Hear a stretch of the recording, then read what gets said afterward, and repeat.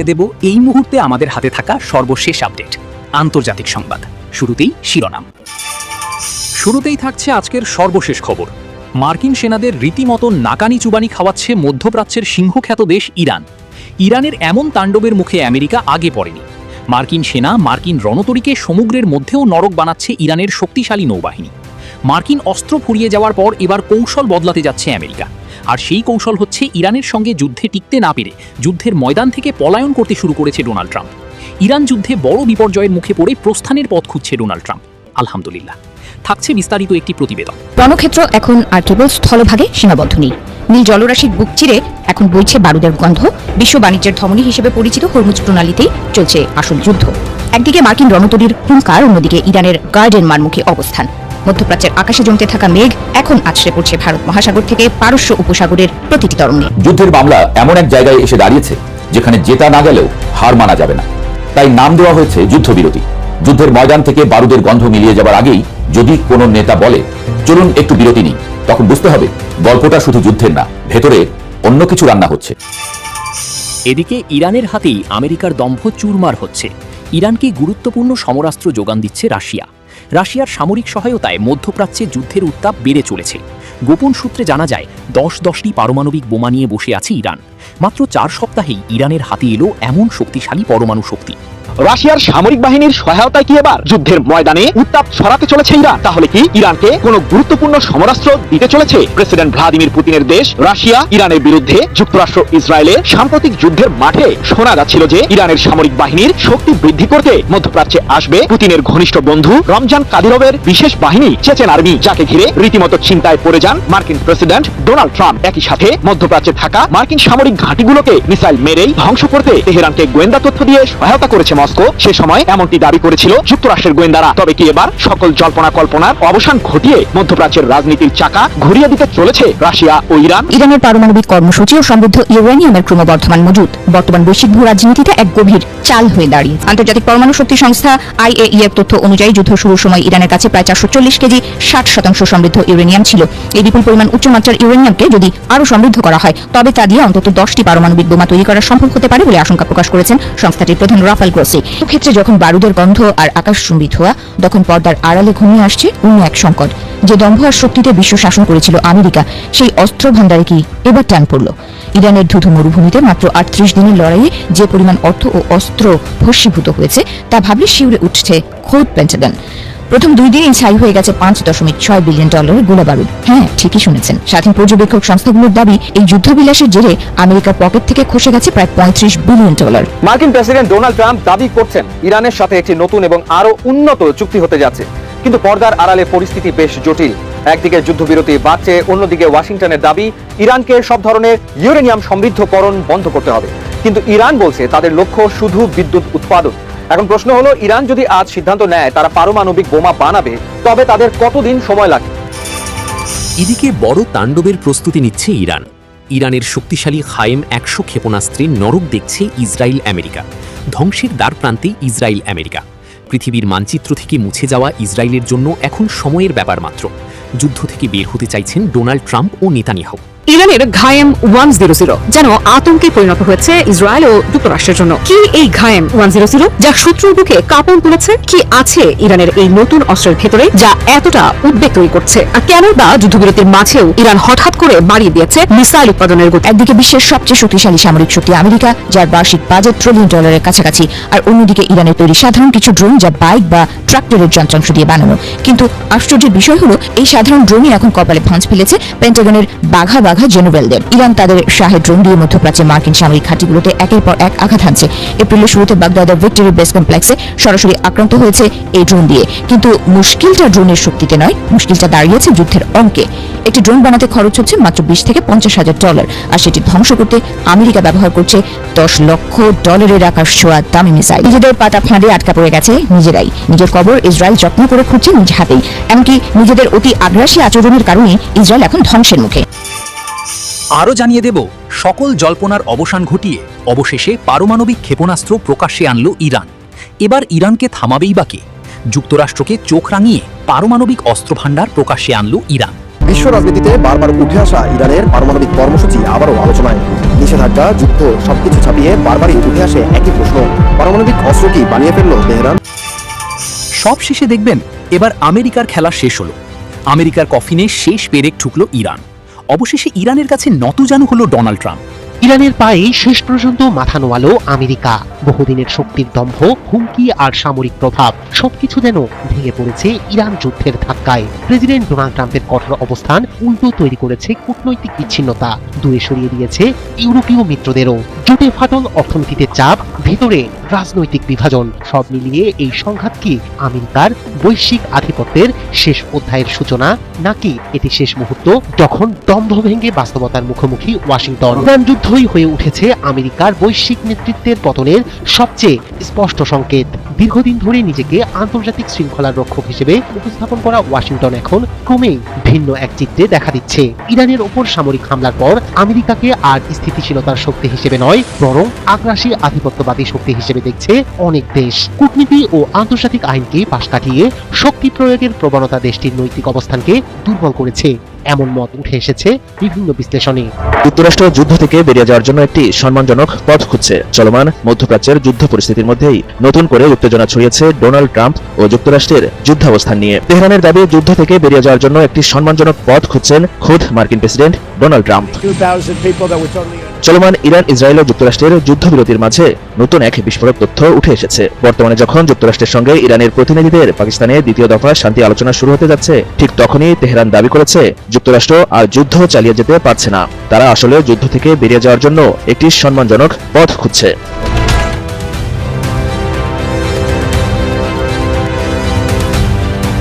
যুদ্ধের মামলা এমন এক জায়গায় এসে দাঁড়িয়েছে যেখানে জেতা না গেলেও হার মানা যাবে না। তাই নাম দেওয়া হয়েছে যুদ্ধবিরতি। যুদ্ধের ময়দান থেকে বারুদের গন্ধ মিলিয়ে যাবার আগেই যদি কোনো নেতা বলে চলুন একটু বিরতি নিই, তখন বুঝতে হবে গল্পটা শুধু যুদ্ধের না, ভেতরে অন্য কিছু রান্না হচ্ছে। ট্রাম্প হঠাৎ করে ইরানের সঙ্গে যুদ্ধবিরতি অনির্দিষ্টকাল বাড়ানোর ঘোষণা দিলেন কেন? শুনতে শান্তির মতো মনে হচ্ছে, কিন্তু বিষয়টা ঠিক শান্তির নয়। প্রশ্নটা সহজ, এটা কি কৌশল নাকি চাপ সামলানোর চেষ্টা? যুদ্ধের গল্প সবসময় কামানের গর্জনে শুরু হয় না। অনেক সময় তা শুরু হয় নিঃশব্দে, একটি পোস্ট দিয়ে, একটি বাক্যে, কিংবা এক টুকরো যুদ্ধবিরতি শব্দে। মার্কিন প্রেসিডেন্ট ডোনাল্ড ট্রাম্পের সাম্প্রতিক ঘোষণাটিও যেন তেমনই, একটু নরম, একটু ক্লান্ত আর একটু কৌশলী।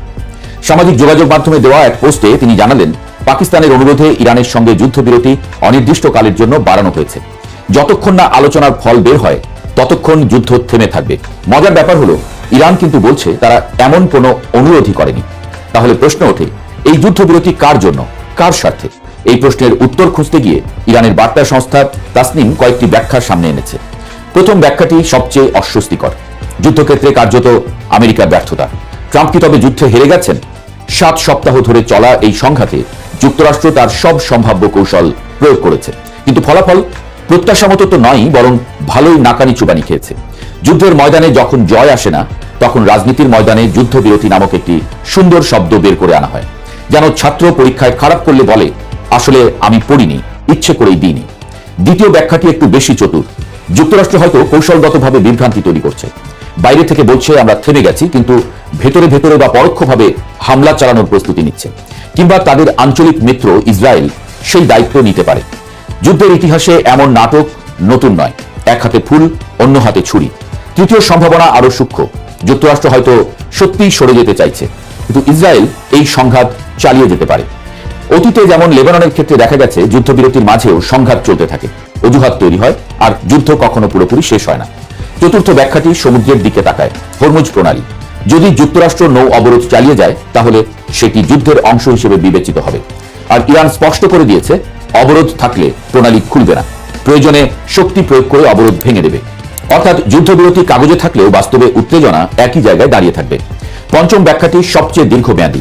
যুক্তরাষ্ট্র হয়তো ইরানের উপর যুদ্ধের ছায়া ধরে রাখতে চায়, পুরো যুদ্ধ না, আবার পুরো শান্তিও না, এক ধরনের ঝুলন্ত অবস্থা।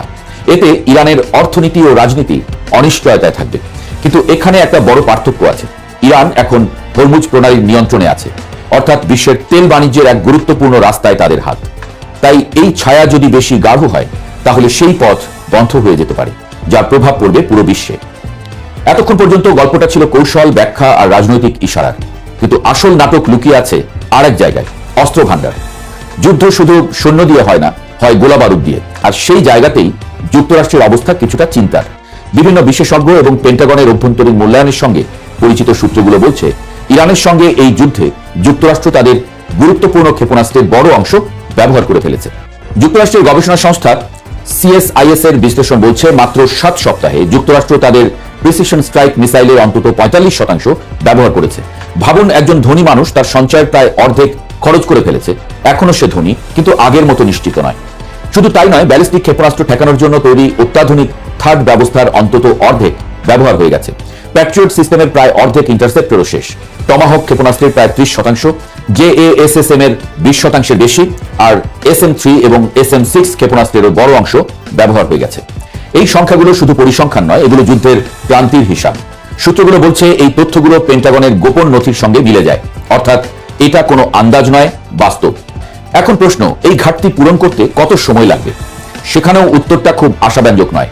উৎপাদন বাড়ানোর জন্য চুক্তি হয়েছে ঠিকই, কিন্তু সবকিছু স্বাভাবিক অবস্থায় ফিরতে 3 থেকে 5 বছর সময় লাগতে পারে।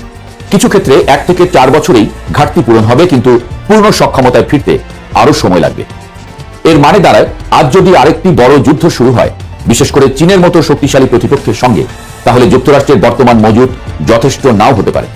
একজন অবসরপ্রাপ্ত মার্কিন কর্নেল মার্ক ক্যানসিয়ান তো সরাসরি বলেছেন, অতিরিক্ত গোলাবারুদ ব্যবহারের কারণে পশ্চিম প্রশান্ত মহাসাগরীয় অঞ্চলে প্রতিরক্ষা ঘাটতি তৈরি হয়েছে। অন্যদিকে পেন্টাগনের মুখপাত্র শন পার্নেল বলছেন, সব ঠিক আছে, প্রয়োজনীয় সবকিছু তাদের হাতে আছে। এই কথাটা শুনলে মনে পড়ে, পরীক্ষার আগে ছাত্র বলে সব পড়া আছে, এদিকে পরীক্ষার ফল বের হলে বোঝা যায় আসলে প্রিপারেশন কেমন ছিল। ট্রাম্প নিজেও বলছেন, যুক্তরাষ্ট্রে কোনো অস্ত্রের ঘাটতি নেই, কিন্তু একই সঙ্গে তিনি ক্ষেপণাস্ত্র উৎপাদনের জন্য অতিরিক্ত অর্থ চাইছেন। এই দুই বক্তব্য একসঙ্গে বসালে মনে হয় পুরো গল্পটা সোজা নয়। আর ট্রাম্প হয়তো এবারও মিথ্যাই বলছেন। এর আগে সামরিক নেতারাও তাকে সতর্ক করেছিলেন, দীর্ঘমেয়াদী যুদ্ধ অস্ত্র ভাণ্ডারে চাপ ফেলবে, বিশেষ করে যখন এই সময়ে ইসরায়েল এবং ইউক্রেনকে সহায়তা দেওয়া হচ্ছে। এদিকে মার্কিন কংগ্রেসেও উদ্বেগ বাড়ছে। ডেমোক্র্যাটরা প্রশ্ন তুলছেন, এত গোলাবারুদ ব্যবহার হলে ভবিষ্যতে প্রতিরক্ষা কিভাবে চালানো হবে? সিনেটর মার্ক কেলি বিষয়টিকে একদম সহজ করে বলেছেন, এটা শেষ পর্যন্ত একটা গাণিতিক সমস্যা হয়ে দাঁড়াবে। কত আছে, কত লাগবে, আর কোথা থেকে আসবে, এই হিসাব মিলাতে হবে। এই পুরো ঘটনাটাকে যদি এক লাইনে বলতে হয়, তাহলে বলা যায়, যুদ্ধের ময়দান থেকে ট্রাম্প হয়তো পুরোপুরি পালাচ্ছেন না, কিন্তু ধীরে ধীরে পিছিয়ে আসছেন। সামনে এগোনোর শক্তি কমে গেলে অনেক সময় মানুষ বলে, আমি ইচ্ছে করেই থেমেছি। শেষ পর্যন্ত প্রশ্নটা থেকেই যায়, এটা কি কৌশল নাকি ক্লান্তি? সময় তার উত্তর দেবে, কিন্তু আপাতত যা দেখা যাচ্ছে তা হলো যুদ্ধের ধোঁয়া একটু পাতলা হয়েছে ঠিকই, কিন্তু আগুন এখনো পুরোপুরি নিভে যায়নি। মার্কিন প্রেসিডেন্ট ডোনাল্ড ট্রাম্প দাবি করছেন, ইরানের সাথে একটি নতুন এবং আরো উন্নত চুক্তি হতে যাচ্ছে, কিন্তু পর্দার আড়ালে পরিস্থিতি বেশ জটিল। একদিকে যুদ্ধবিরতি বাড়ছে, অন্যদিকে ওয়াশিংটনের দাবি ইরানকে সব ধরনের ইউরেনিয়াম সমৃদ্ধকরণ বন্ধ করতে হবে। কিন্তু ইরান বলছে তাদের লক্ষ্য শুধু বিদ্যুৎ উৎপাদন। এখন প্রশ্ন হলো, ইরান যদি আজ সিদ্ধান্ত নেয় তারা পারমাণবিক বোমা বানাবে, তবে তাদের কতদিন সময় লাগবে? আজকের ভিডিওতে আমরা বিজ্ঞানের জটিল অঙ্ক আর ভূ রাজনীতির সমীকরণ মিলিয়ে এই প্রশ্নের উত্তর খুঁজব।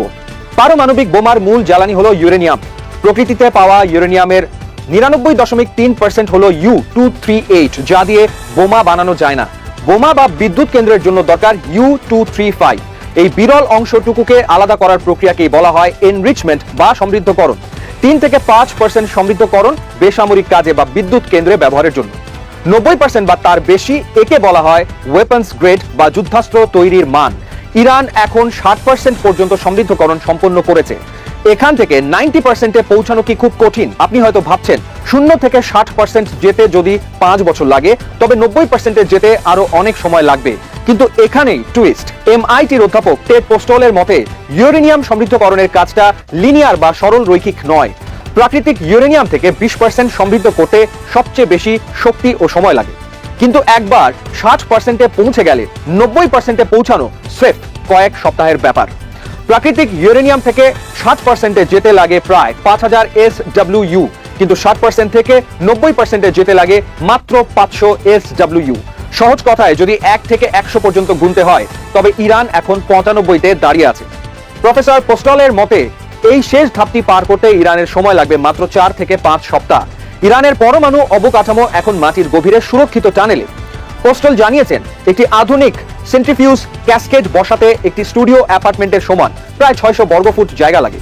এমনকি একটি হাইব্রিড গাড়ির ইঞ্জিন থেকে যে বিদ্যুৎ পাওয়া যায় তা দিয়েই 4টি ক্যাসকেড চালানো সম্ভব। এর মানে হলো বাইরের কোনো দেশ যদি ইরানের ওপর হামলাও চালায়, ইরান চাইলে গোপনে মাটির নিচে তাদের কাজ চালিয়ে যেতে পারবে। আর এই ইউরেনিয়াম ভিত্তিক বোমার সুবিধা হলো এটি ব্যবহারের আগে পরীক্ষারও প্রয়োজন হয় না। 2015 সালের চুক্তিতে ইরানকে 3.67% বেশি সমৃদ্ধকরণে নিষেধাজ্ঞা দেওয়া হয়েছিল, কিন্তু 2018 সালে ট্রাম্প সেই চুক্তি থেকে বেরিয়ে যাওয়ার পর ইরান পুনরায় দ্রুত গতিতে সমৃদ্ধকরণ শুরু করে। বর্তমানে ইরান একটি গুডউইল জেস্টার বা সদিচ্ছার নিদর্শন হিসেবে তাদের 60% সমৃদ্ধ ইউরেনিয়ামকে 20%-এ নামিয়ে আনার প্রস্তাব দিয়েছে। একে বলা হয় ডাউন ব্লেন্ডিং। এটি মূলত আমেরিকাকে আশ্বস্ত করার একটি চাল হতে পারে যে তারা এখনই বোমা বানাচ্ছে না। ইরানের এই পারমাণবিক অগ্রগতি শুধু আলোচনার টেবিলেই সীমাবদ্ধ নয়, বরং এটি মধ্যপ্রাচ্যে যুদ্ধের দামামা বাজিয়ে রেখেছে। গত বছর মার্কিন যুক্তরাষ্ট্র এবং ইসরায়েলের যৌথ সামরিক অভিযান বা 12 দিনের যুদ্ধ ছিল ইরানের পরমাণু কেন্দ্রের ওপর একটি বড় আঘাত। ওয়াশিংটনের জন্য ইরানের পারমাণবিক বোমা তৈরির ক্ষমতা অর্জন করা একটি রেড লাইন বা চরম সীমা। ইসরায়েল বারবার হুঁশিয়ারি দিয়েছে যে তারা ইরানকে পারমাণবিক শক্তিধর হতে দেবে না। তবে সামরিক বিশ্লেষকদের মতে ইরানের পরমাণু কেন্দ্রগুলো মাটির এত গভীরে এবং এত ছড়িয়ে ছিটিয়ে আছে যে শুধু আকাশ পথে হামলা চালিয়ে তাদের এই সক্ষমতা পুরোপুরি ধ্বংস করা সম্ভব নয়, বরং হামলা হলে ইরান আরো দ্রুত এবং গোপনে বোমার চূড়ান্ত কাজ শেষ করার চেষ্টা করতে পারে। আন্তর্জাতিক পরমাণু শক্তি সংস্থা বা IAEA এর পরিদর্শকরা নিয়মিত ইরানের কেন্দ্রগুলো পর্যবেক্ষণ করার চেষ্টা করলেও রাজনৈতিক অস্থিরতার কারণে তাদের কাজে প্রায় বাধা আসছে। বিশেষ করে 2020 সালে জেনারেল কাশেম সোলাইমানির মৃত্যুর পর ইরান তদারকির ওপর অনেক সীমাবদ্ধতা আরোপ করেছে। চুক্তির শর্ত ভেঙে ইরান বর্তমানে NPT বা পারমাণবিক নিরস্ত্রীকরণ চুক্তির ভেতরে থেকেও যেভাবে সমৃদ্ধকরণ চালিয়ে যাচ্ছে তা আন্তর্জাতিক মহলের জন্য বড় উদ্বেগের বিষয়। এখন প্রশ্ন হচ্ছে, ইরান কি সত্যি বেসামরিক ব্যবহারের আড়ালে তাদের শেষ ধাপের কাজগুলো গুছিয়ে রাখছে? যদি তাই হয় তবে বিশ্ব হয়তো এমন এক পরিস্থিতির দিকে এগিয়ে যাচ্ছে যেখানে ইরান ভার্চুয়াল নিউক্লিয়ার স্টেট হিসেবে আবির্ভূত হবে, অর্থাৎ তাদের হাতে বোমা না থাকলেও মাত্র কয়েক সপ্তাহের নোটিসে বোমা তৈরির সব সরঞ্জাম ও প্রযুক্তি প্রস্তুত থাকবে। 2026 সালের শুরু পর্যন্ত বিশ্বে প্রায় 12,187টি পারমাণবিক ওয়ারহেড আছে। ইরান কি এই তালিকায় 10ম দেশ হিসেবে নাম লেখাবে? প্রযুক্তিগতভাবে ইরান এখন ব্রেকআউট টাইমের একেবারে শেষ সীমায় দাঁড়িয়ে। রাজনৈতিক সমঝোতা না হলে মধ্যপ্রাচ্যের এই সমীকরণ যে কোনো সময় বদলে যেতে পারে। আমেরিকা বলছে যে বুড়াই দেওয়া হবে, তখন ইরানও ভালো মতনই জানে যদি এমনই তাদের পরিস্থিতি হতো তাহলে সুরসুর করে যে তারা যুদ্ধবিরতিতে বা শান্তি চুক্তিতে বা যুক্তরাষ্ট্র যা বলছে তাতেই রাজি হতো। এখন দেখেন, এত কিছুর পরও কিন্তু ইরান মাথা তুলে দাঁড়িয়ে আছে, এবং শুধু মাথা তুলে দাঁড়িয়ে নেই, সে রীতিমতো পাল্টা আঘাতের জন্য প্রস্তুতি নিচ্ছে। ইরান কখনো আঘাত করবে না শুরুতে, কিন্তু ইরানকে যদি আঘাত করা হয় তার পাল্টা আঘাত ইরান করবে। খবর বের হয়েছে যে যুদ্ধে ক্ষেপণাস্ত্র সক্ষমতা সামান্যই ব্যবহার করেছে ইরান, নিচ্ছে পাল্টা হামলার প্রস্তুতি। তার মানে বোঝেন তার ক্ষেপণাস্ত্র কি পরিমাণ ক্ষমতা। ইরান বহুকাল আগে থেকে মানে জানতো কিনা জানি না যে যুক্তরাষ্ট্র ইসরায়েল হামলা চালাবে, এবং হামলা চালালে তার বিপরীতে তার নিজের দেশে বসে থেকে এমন ক্ষেপণাস্ত্র তার মানে হবে দূরপাল্লার, যেখানে সে আমেরিকা পর্যন্ত পৌঁছাতে পারে। তো এখন ইউরোপ পর্যন্ত পৌঁছানোর সক্ষমতা দেখা দিচ্ছে যে 4000 কিলোমিটার দূরে যে ক্ষেপণাস্ত্র আঘাত আনে, যে ভারতের বিয়াগো গার্সিয়াতে যে ঘটনাটা ঘটালো, যেখানে ব্রিটিশ আমেরিকান ঘাঁটি, সেখানে পর্যন্ত হামলা চালাতে পারছে। তাহলে যদি ইউরোপ পর্যন্ত পৌঁছাতে পারে, আমেরিকা পর্যন্ত পৌঁছানোর কোনো ব্যাপার নয়, হয়তো আছে কিন্তু তারা প্রকাশ করে না। তারা যেটা অফিসিয়ালি বলে যে তাদের 2000 কিলোমিটার সক্ষমতা আছে, যেখানে ইসরায়েল তার মধ্যে পড়ে। তো যাই হোক, এখন খবরটা হলো এই যে ইরানের সঙ্গে আবার যুদ্ধ শুরু করতে যুক্তরাষ্ট্রের অনুমতির অপেক্ষা ইসরায়েল। এই খবরটা যখন বলছে তখন মূল যে খবরটা সেটা আরেকটা খবর আছে এর পাশাপাশি, যে মাটির 43 ফুট গভীরে থাকা 43 ফুট গভীরে থাকা অবিস্ফোরিত বাংকার বিধ্বংসী বোমা নিষ্ক্রিয় করলো ইরান। তাহলে বোঝেন ইরানের যুদ্ধ করার সক্ষমতা এবং তার অস্ত্রশস্ত্র কত স্ট্রং পজিশনে আছে, যে মাটির এত গভীরে থাকা যেটা বাংকার বিধ্বংসী বোমা, মানে যেটা ভয়ঙ্কর ভাবে সেটা বিস্ফোরিত হয়নি, কিন্তু মাটির নিচে ঢুকে আছে, সেই বোমাটা নিষ্ক্রিয় করছে ইরান। সেই খবরে বলা হচ্ছে ইরানের ইয়াজত প্রদেশের একটি আবাসিক এলাকায় মাটির গভীরে পুঁতে থাকা অবিস্ফোরিত বাংকার বাস্টার বোমা সফলভাবে নিষ্ক্রিয় করা হয়েছে। দেশটির সংবাদ সংস্থা তাসনিম নিউজ এজেন্সির বরাতে এই তথ্য জানা গেছে। যুক্তরাষ্ট্র ইসরায়েলের হামলা চলাকালে নিক্ষিপ্ত এই শক্তিশালী বোমাটি লক্ষ্যবস্তুতে আঘাত হানলেও বিস্ফোরিত হয়নি। এটি আবাসিক এলাকায় প্রায় 13 মিটার, প্রায় 43 ফুট মাটির নিচে ঢুকে গিয়েছিল। কর্মকর্তারা জানান, IRGC এবং স্থানীয় বোমা নিষ্ক্রিয়করণ ইউনিটের সদস্যরা যৌথভাবে অত্যন্ত সফলভাবে এটি মানে ওই বোমাটি মানে কোনো দুর্ঘটনা ছাড়াই এই বোমাটি সরিয়েছে। আরেকটা হলো যে যুক্তরাষ্ট্র এবং ইসরায়েলের সঙ্গে সাম্প্রতিক যুদ্ধে ইরানের ক্ষেপণাস্ত্র সক্ষমতার একটা বড় অংশ এখনো অব্যবহৃত রয়ে গেছে। দেশটির প্রতিরক্ষা মন্ত্রণালয়ের বরাত দিয়ে ইরানের সংবাদ মাধ্যম প্রেস টিভি এই তথ্য জানিয়েছে। ইরানের প্রতিরক্ষা মন্ত্রণালয়ের মুখপাত্র রেজা তালাইনিক বলেন, ইরান বর্তমানে উচ্চ পর্যায়ে রক্ষণাত্মক এবং পাল্টা আঘাত হানার প্রস্তুতি বজায় রেখেছে। তো দেশীয় প্রযুক্তিতে ইরান বর্তমানে 1000-এর বেশি বিভিন্ন ধরনের অস্ত্র উৎপাদন করছে। তিনি বলেন, দেশ জুড়ে ছড়িয়ে থাকা হাজার হাজার প্রতিষ্ঠান এই অস্ত্র উৎপাদনে সহায়তা করছে, এমনকি কোনো স্থাপনা ক্ষতিগ্রস্ত হলেও উৎপাদন প্রক্রিয়া থেমে থাকবে না। মানে এমন কৌশলে সাজেছে যে এতে কোনো সমস্যা হবে না, মানে ফলে কয়টা ধ্বংস করবে। এই জন্য তো মানে 40 দিনের যে পরিমাণ বোমা ফেলছে ইসরায়েল এবং আমেরিকা মিলে, তাতে যে কোনো দেশ ধ্বংসস্তূপে পরিণত হওয়ার কথা, যেমন গাজা। কিন্তু ইরান তো বিশাল দেশ, এবং ইরানের সবচেয়ে বড় কথা হলো ইরানের মানে বিশাল মরুভূমি, মানে যার কোনো শেষ নেই। ইরানের বিশাল সমুদ্র, যার কোনো শেষ নেই। এইরকম প্রকৃতি, মানে একদিকে মরুভূমি, একদিকে পাহাড়, জঙ্গল ঘেরা পাহাড়, অন্যদিকে হচ্ছে সমুদ্র। তো এত প্রাকৃতিক এই যে বৈশিষ্ট্য, এটা হচ্ছে ইরানকে প্রতিরক্ষা দিতে যথেষ্ট পরিমাণ পরাঙ্গম। ফলে এই মানে বিশাল